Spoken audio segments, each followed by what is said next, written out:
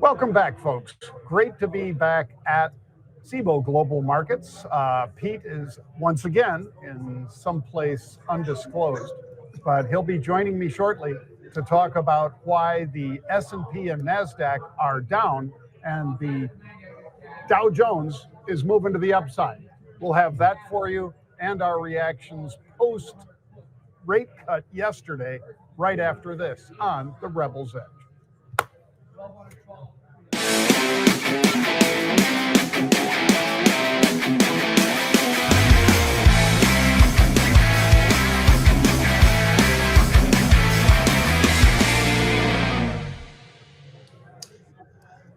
Pete, how you doing?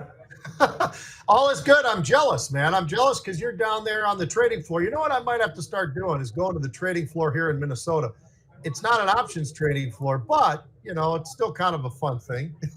Don't they trade shrimp there or something like that? Shrimp, corn. I mean, you know, they do a bunch of different things. Winter wheat. Yeah.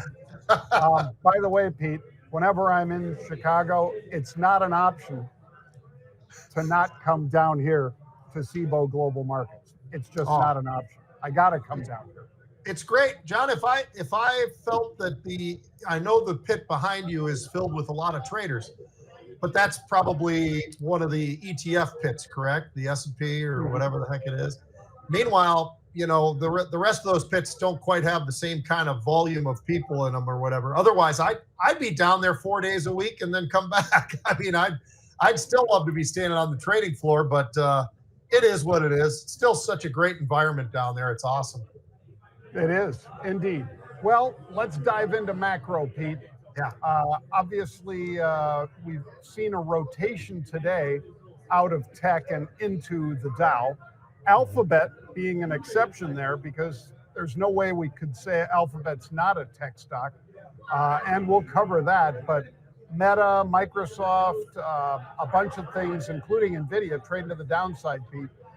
But, you know, giving up a little bit of the last 2 days worth of gains. It's not exactly scary. Yeah, no, I mean, you know, I got the reference there. Yeah, so we got Halloween coming up. I tell you what, it's foggy here in Minnesota, John, which is the parts unknown where I am.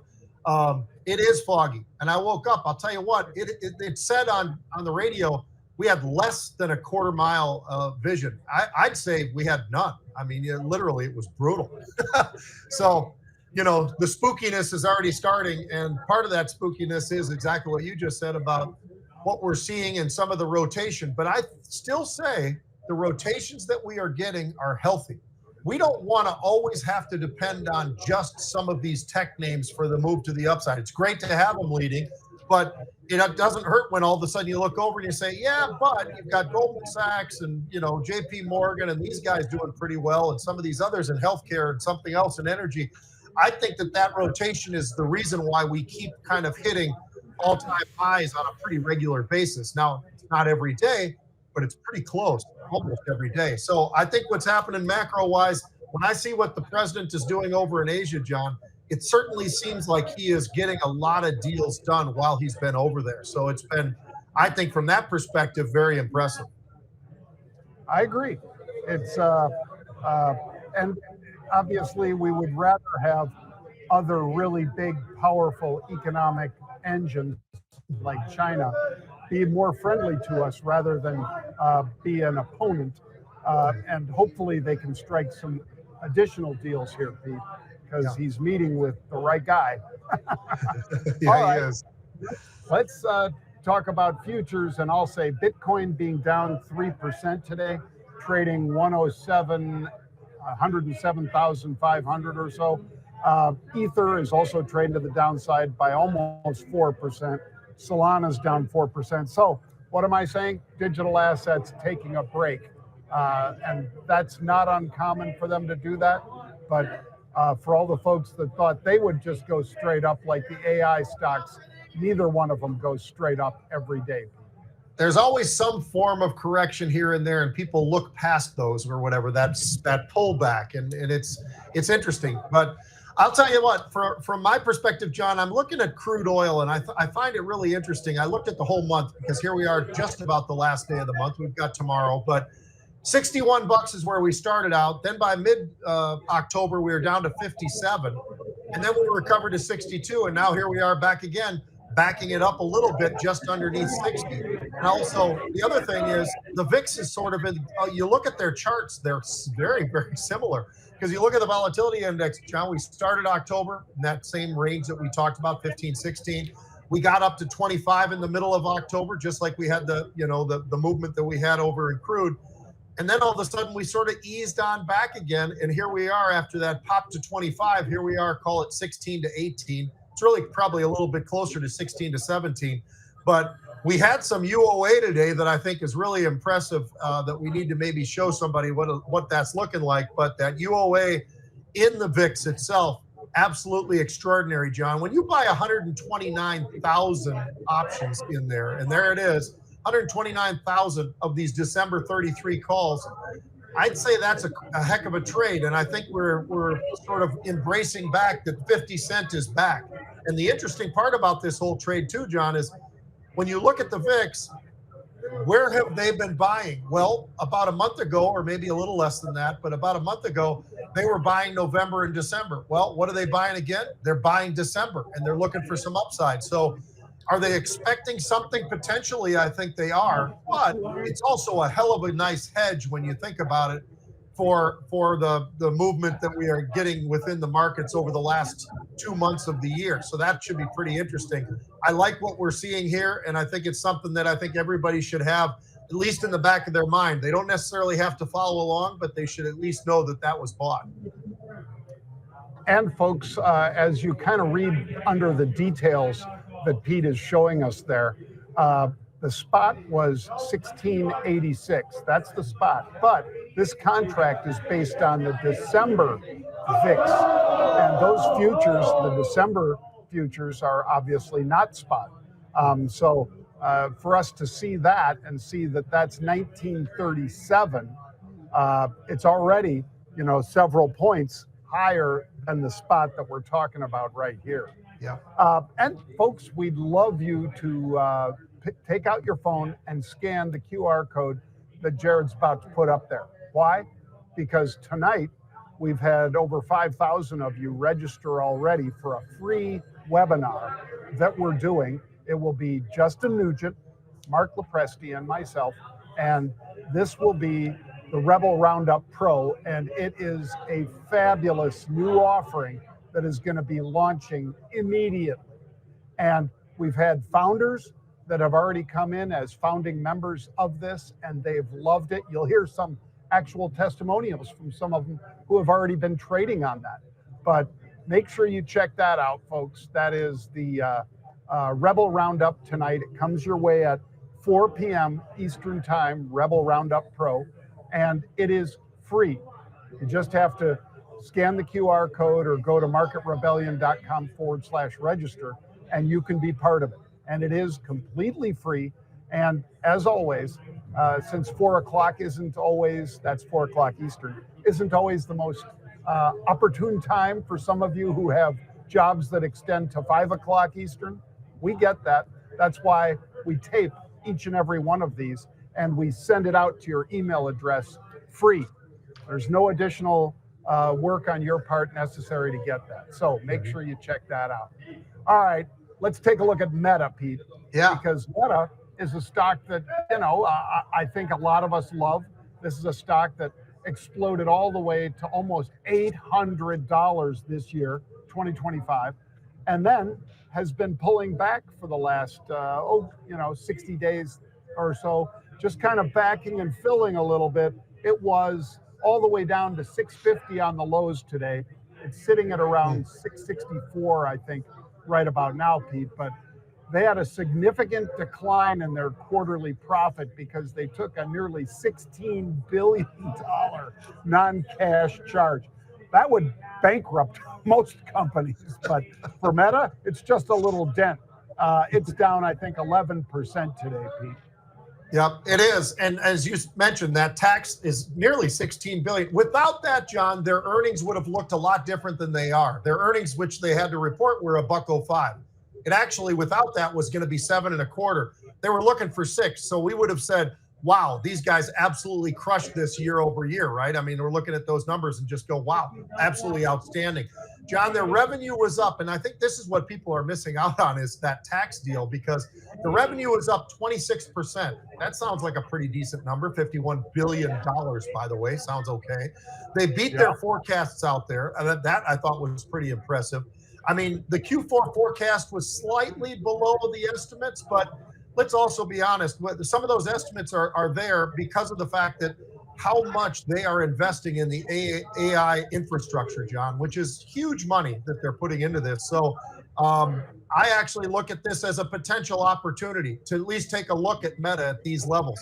Now, do I think that it's an absolute, hey, this is the bottom? I'm not saying that. I'm just saying with this kind of a move to the downside, I think this is one of those names where I'd like to keep a little bit closer eye, because the reason people freaked out so much was that number that they came out with for the earnings. But that's a lot different number when you actually pull out that tax. So I'm still pretty impressed with what Meta's doing, and their revenue growth is outstanding.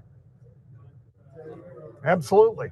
And, 650 on the pullback, that was the low of the day so far. That's nearly $150 off the top that it put in this year, Pete. So yeah, I like the way this thing's shaping up. All right, take a look at Google, folks, because Alphabet, as I guess they like to call themselves these days, it was about an 8% rally in the pre. It sold off a little. It's still a 5% rally, I believe, but they did $102 billion in sales or revenue for Q3, Pete. That's a pretty astonishing figure, I think, no matter how you look at any of these high-tech companies. $102 billion in rev. Well, we also had, Jared's showing you that great chart there, which is moving, as our buddy would say, Pete, from the lower left to the upper right pretty steadily. There's also unusual activity. And how did that work out? Well, the unusual activity worked out pretty darn well, because we were able to see that unusual activity in the calls, which resulted in a very nice pop. I mean, there it is. Stock was 267 yesterday, Pete. No, 2 days ago. I'm sorry. 2 days ago. And today, 290 something. And if you were in the pre-market, you could have even got more. They were buying January calls. So this wasn't just for what they thought might happen today, Pete. It's what they might see happening and continue to happen over the next, call it 60 days. Yeah, I'll tell you what, you want to talk about just an absolute home run. I think what Alphabet / Google put up was pretty daggone incredible, Jon. It's their first time ever getting over that $100 billion revenue. So not so bad, 102 billion when they're looking towards maybe 99 billion. That sounds like a pretty nice number. These numbers are absolutely incredible when you just look at them just for what they are. How about search, Jon? They're over $56 billion there. That's some pretty damn good growth as well. And how about the growth that they're seeing out of cloud? When you look at cloud, you look at some of the numbers they put up, $15 billion. They got a backlog of $155 billion. I would say that there's some strength there that's absolutely incredible. And that was something that they lacked. They had a problem really getting themselves into the cloud world with the competitors that are already there.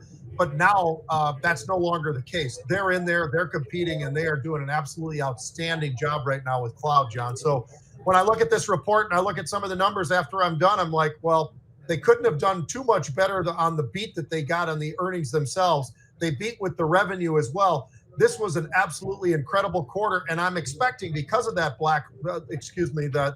backlog, that they're going to have even more into the future. So I don't know that this is the end of it, despite the fact that that chart looks like bottom left, upper right. Yeah, there might be some adjustments in the next quarter, but by the time we get there, I think this stock's going to be much higher as well. Well, what about this one, Pete? Because you already made your comments on Meta, which was experiencing a sell-off, but it bounced off of the bottom for the day anyway by about $13. eBay is not bouncing. eBay put out what I would say are pretty great numbers, but even when you beat on top line and bottom line, if you lower guidance, people get nervous, even though the anticipated revenue guidance was much better than expected, Pete, for the coming quarter.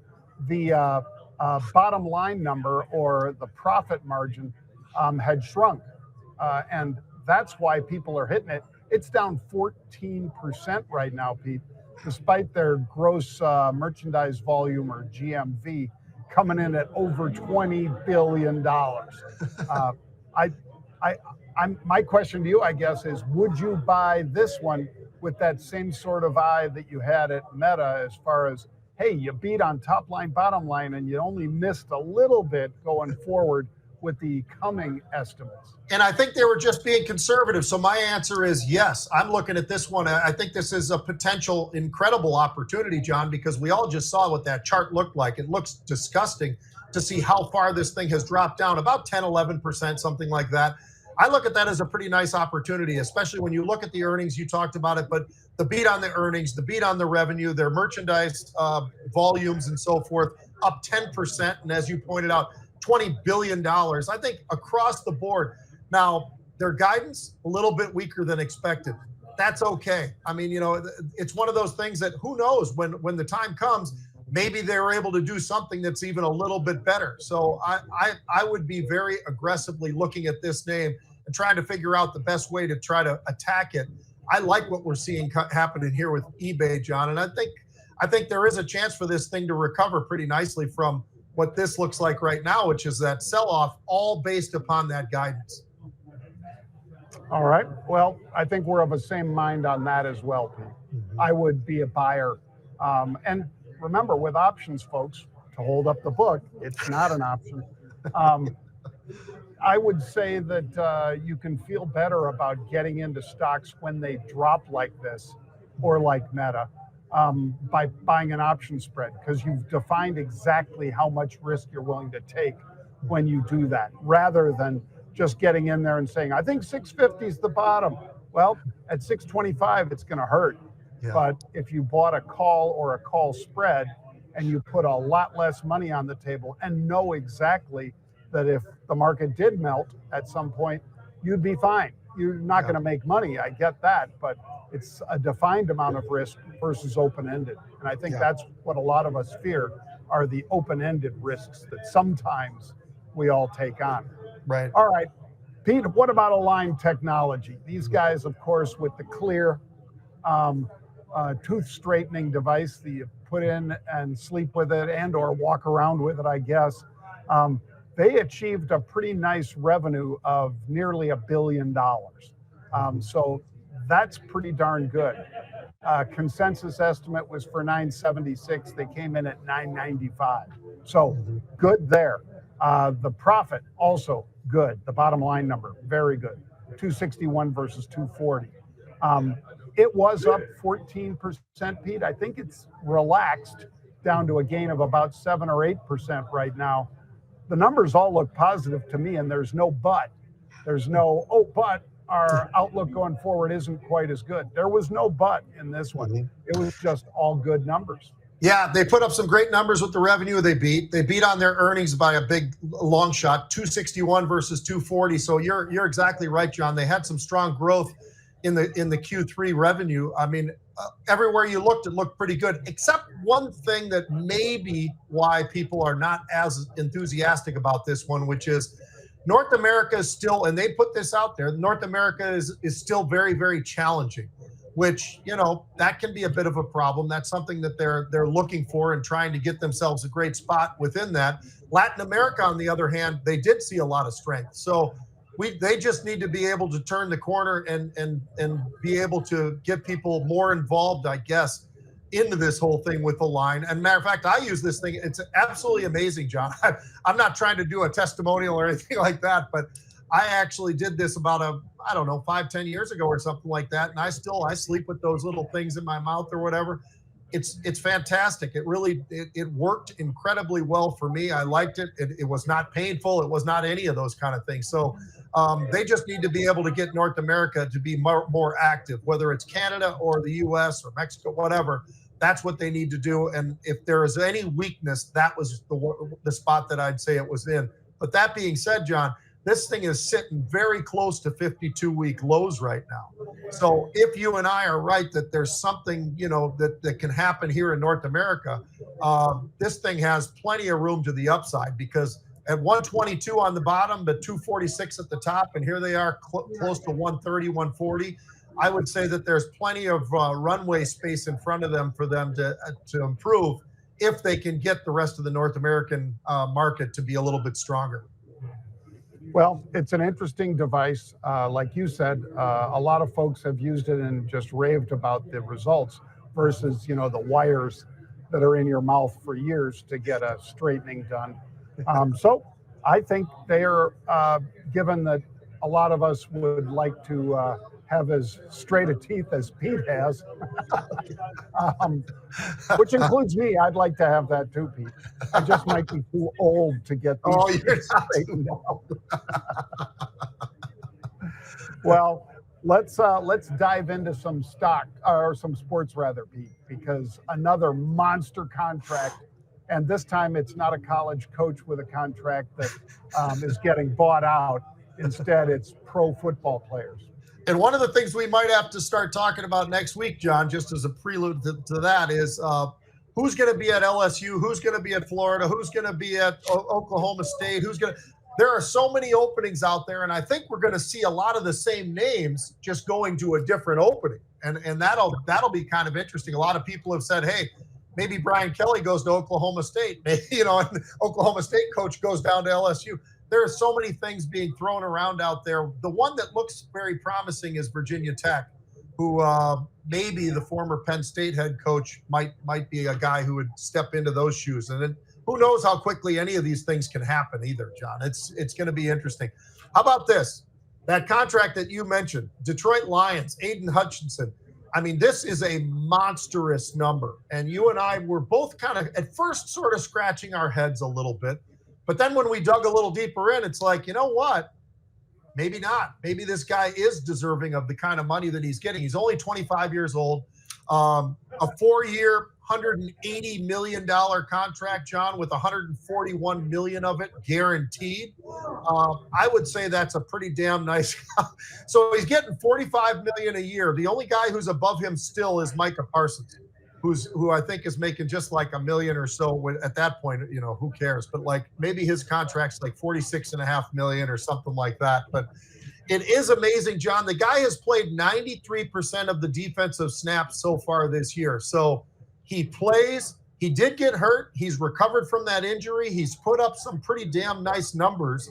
And I think they just like his tenacity and what he does. And I'll tell you what, all you got to do is watch a highlight reel of this guy, Aiden Hutchinson, and you immediately go, you know what? This guy's got a motor. He is going to run, and he's going to try to get to those quarterbacks as hard as anybody I've ever watched. So here's what it looks like. TJ Watt, $41 million. Myles Garrett, $40 million. Danielle Hunter is at $35.6 million. But it's Aiden and Parsons who are sitting there, John, at the very top together, making some real money. And I will say this. I think I agreed with you at first, like, you know what, maybe that's just too much money. But the reality is, for what he's doing and how he's doing it and the age that he is, Aiden, I don't think it's overpaid. I actually am starting to think more and more that he's probably in line, because he's right up there with Micah as far as some of the numbers that he's put up already. Now, it's a small sample set because he's only been in the NFL a couple of years, but I'll tell you what, everything I've seen from Aiden makes me think he's deserving of the contract he ended up getting. Well, I grokked it, Pete, and I asked Grok to give me the stats for Aiden Hutchinson versus all of the edge rushers. And he does come out number one. Wow. In terms of pressures and in terms of his, like you say, tenacity or whatever. He is number one. Myles Garrett is number two. Let's see who we got here. TJ Watt is number three. Micah is number four, even though he is, as you said, the highest paid. Nick Bosa is number six. And his score, as good as he is way down from Hutchinson's, Pete. And Max Crosby is tied in here with Danielle Hunter from your Minnesota Vikings for 7th. So I think all of them are great rushers. You'd love to have them.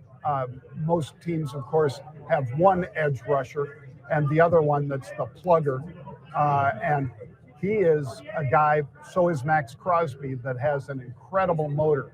They don't stop. And like you said, they both play almost every play on the field. So I would agree. This is a strong guy that deserves this kind of a contract.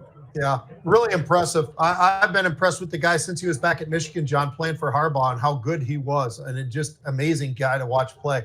All right, so for this weekend, John, I picked out 2 games that I think are probably the best games of the weekend. Now, there are others out there that are pretty damn good, but I thought we'd just break down 2 of them. One of them, the first one, is number 18 Oklahoma against number 14 Tennessee. They're both 6-2. Somebody's going to be out, right? They're not going to make the playoff most likely. So it's a very, very important game. I just wanted to point out some of the guys that I think make some sense here. So Deshaun Bishop, running back, 7 yards a carry, 9 touchdowns for Tennessee. Pretty damn impressive. And then Chris Basil, 17 catches with 8 touchdowns. Tennessee really does look like they're the real deal. I think Oklahoma has the most impressive defense outside of Ohio State that I've seen this year in college. They really are amazing. They've held opponents now with 8 games. They've held them underneath, or I think 100 points they've had scored against them. So pretty damn good. I like that one a lot. Do you like that game? Do you think that, and who do you think is going to win that one? I love the game. It's a home game for Tennessee.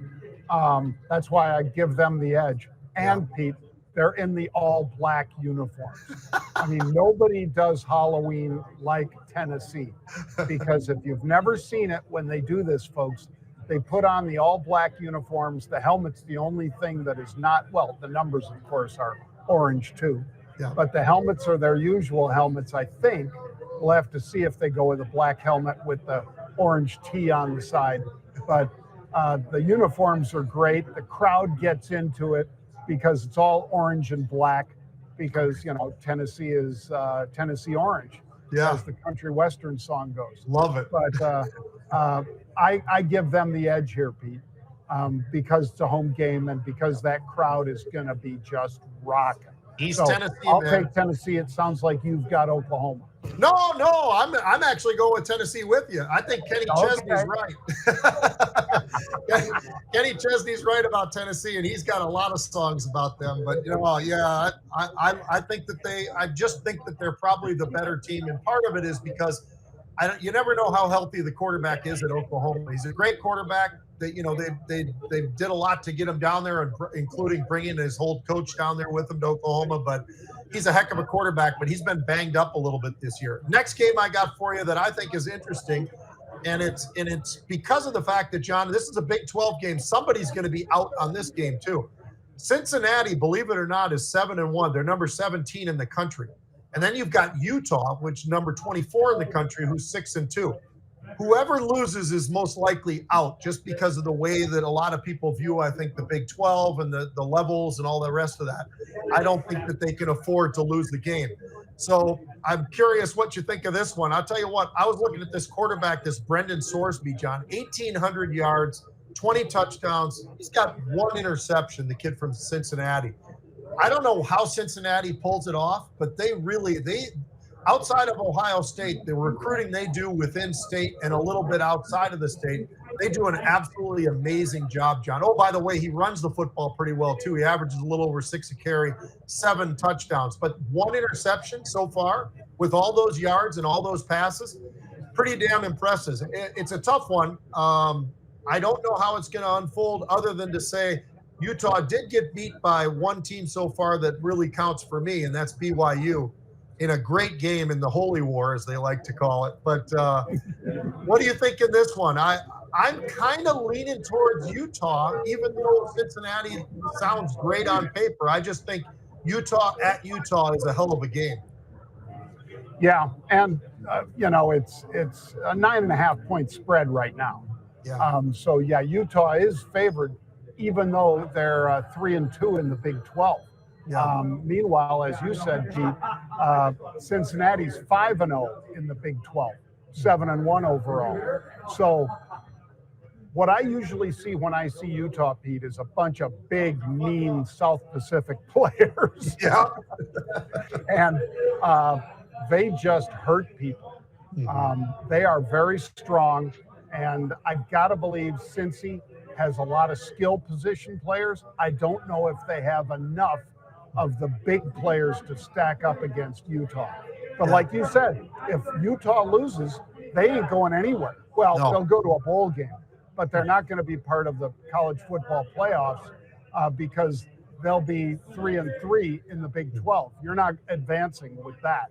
But the Bearcats could lose and still advance if they go to their championship game and win in that. So I think I favor, and I think the bettors obviously favor Utah here, but with the 9 points or 9.5 that you'd have to give to Cincinnati. Yeah. Lastly, I'll just throw this last one at you, John, and then we're done. But BYU, they're still undefeated. And I wonder how many people even realize where they are. I mean, these guys are pretty damn impressive what they've been able to do. They won the Holy War, as we know. I think it was 24-21, John. But they remain undefeated. Now, let's say Cincinnati gets through this whole thing, and now it's still a fight. Those are that team and TCU, I think, are the only two left on the roster for BYU. If BYU can truck through all these, they're going to be undefeated, John. They'll absolutely be in the playoff. There is no doubt about that. But this BYU team is a really fun team to watch. So I think people should keep that on the as something to think about over the weekend, because they're pretty damn special. They got a great quarterback. They always do. They've got a great team. I think they consistently do. And they were able to get past Utah. So they're sitting in the driver's seat right now. Yeah, when you look at it, Pete, the Jayhawks are always tough. They just are. That's a tough team, and they've got big road grader offensive linemen. Houston, I think they can handle Houston. Oklahoma State, I think they handle that, even though it's in Stillwater, Oklahoma. Cincinnati is also an away game for them in Cincinnati. So they'll have to be sharp. But again, they have a bunch of big, mean players on that team as well. And a freshman quarterback who's a dual threat, a true dual threat. Bear, I think his first name is Bear. I don't think that's a nickname, Pete. I think that's his given name. That's awesome. And then they got the Iowa Cyclones to wrap it up. So they could certainly go through those 5 games and be undefeated. And if they are, there's no way you keep them out of the playoffs. And it's up to Cincy to hold on against a really strong Utah team. If they do that, that Cincinnati BYU game on December 6th looks like it'd be pretty interesting. That's for sure. That's great stuff. It's going to be a fun weekend, John. I'm looking forward to it. I will be at Nebraska USC. I was invited to go there by a guy that a lot of people should know his name, but Tom Osborne. So looking forward to going down there to Lincoln and hang around with all my buddies down there with the Huskers. That should be a lot of fun. Are you taking the jet or are you driving? I'm not going to answer that. Well, you can say in the comments, folks, which way you think Pete's getting there, jet or driving. Because for some reason it showed up on my calendar, Pete, that the jet was booked up. So unless you lent it to somebody else, I'm thinking that guy is flying down. Maybe. Well, thanks for joining us, folks. As you know, Friday, Halloween, we don't do a show, but we appreciate all of you joining us. We will be back again Monday next week, Pete. And I forget, though, what time is Monday's show? I think it's 1 p.m. Eastern time, John. We'll look forward to seeing people then. Bang.